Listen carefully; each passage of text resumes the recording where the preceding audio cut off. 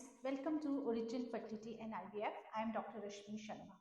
Surrogacy के कानून में हमारे एक बहुत बड़ा बदलाव अभी 4-5 दिन पहले आया है, जिसके बारे में जानना आप लोगों को चाहिए अगर आप कहीं ना कहीं सरोगेसी की तरफ बढ़ रहे हैं तो।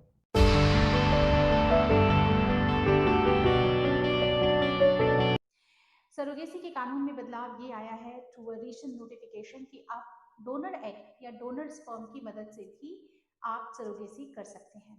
केवल एक गैमीट कपल में से किसी एक का होना चाहिए। अदरवाइज अगर एग नहीं है तो डोनर एग लेके, अगर स्पर्म नहीं है तो डोनर स्पर्म लेकर भी बच्चा सरोगेसी के थ्रू पैदा कराया जा सकता है। इसकी कानून की अगर हम थोड़ी सी बैकग्राउंड जाने तो जब ये कानून सरोगेसी एक्ट 2021 में लागू हुआ था तो उसमें ऐसा कुछ नहीं था कि भाई डोनर एग या डोनर स्पर्म इस्तेमाल नहीं कर सकते। लेकिन मार्च 2023 में एक अमेंडमेंट किया एक नोटिफिकेशन के जरिए, जिसमें ये कह दिया गया कि सरोगेसी अगर कोई दंपत्ति कर रहा है तो अंडा भी उसी लेडी का होना चाहिए और स्पर्म भी उसी कपल में जो हस्बैंड है उनका होना चाहिए। यानी कि सेल्फ गैमेट से ही आप सरोगेसी करते हैं। तो ऑब्वियसली इससे बहुत सारे कपल्स के लिए बहुत समस्या पैदा हो गई, क्योंकि सरोगेसी के डिसीजन तक पहुंचते पहुंचते बहुत बार दंपत्तियों को बहुत टाइम लग जाता है और ऐसे में कितनी बार ऐसा हो सकता है कि लेडी के एग भी नहीं बचे।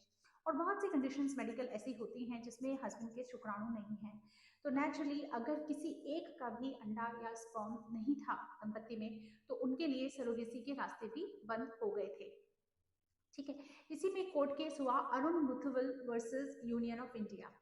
इस कपल के केस में क्या था कि दिसंबर 2022 में इन्होंने डोनर एग से एम्ब्रियो बना के अपने फ्रीज करवा लिए थे सरोगेसी के प्रोसेस के लिए, क्योंकि लेडी को मेयर रॉकी-टेंस्की कुस्टर हॉजर सिंड्रोम MRKH सिंड्रोम था, जिसमें यूट्रस नहीं होता, ये यूट्रस बहुत ही अंडर डेवलप्ड होता है। तो बहुत ही जेन्युइन रीजन है वो सरोगेसी करने का, और उस लेडी के एग भी नहीं थे। और क्योंकि लॉ में ऐसा कुछ था नहीं तो दिसंबर 2022 में वो ऑलरेडी डोनर एग के साथ एम्ब्रियो बना के फ्रीज कर चुके थे।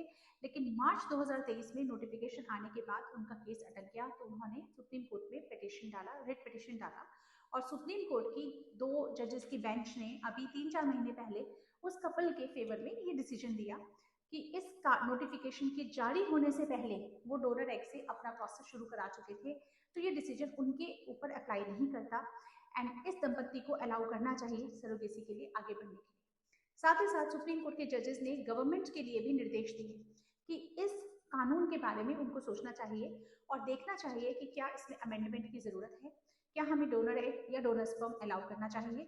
तो 3-4 महीने बाद सुप्रीम कोर्ट का ये डिसीजन 3-4 महीने पहले Arun Muthuval versus union of India में अरुण मुथुवल के फेवर में आया था। इसके लगभग 3-4 महीने बाद अब गवर्नमेंट ने ये अमेंडमेंट कर दिया है, जो कि एक बहुत ही वेलकम स्टेप है, बहुत ही वेलकम स्टेप है, जिससे सरोगेसी के दरवाजे बहुत सारे दंपतियों के लिए खुल गए हैं।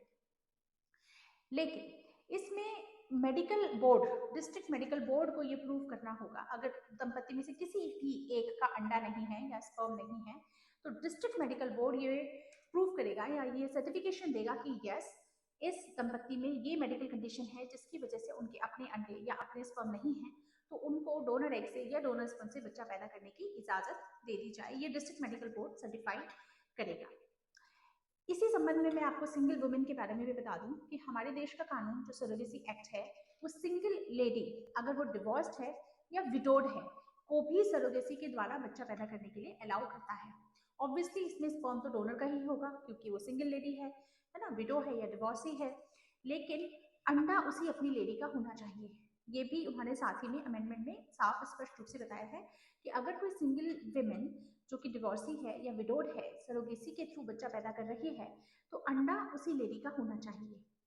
ठीक है, इसमें उन्होंने सिंगल वुमेन जो मैरिड नहीं है, कभी भी मैरिज नहीं हुई, उसको सरोगेसी के लिए बैन किया है, बिकॉज उसमें उन्होंने कहा है that they want to protect the institution of marriage.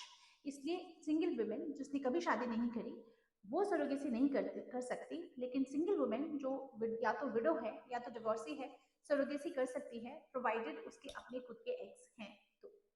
So I hope ये जानकारी बहुत से दंपतियों के लिए यूजफुल होगी। अगर आपके कुछ और क्वेश्चंस हैं तो आप नीचे कमेंट सेक्शन में लिख सकते हैं, और अगर आप अपॉइंटमेंट लेना चाहते हैं तो नंबर आपको स्क्रीन पर दिख रहा है। ओरिजिन IVF सेंटर हमारा दिल्ली में सिचुएटेड है। अभी हम लोग 4 जगह पे सिचुएटेड हैं।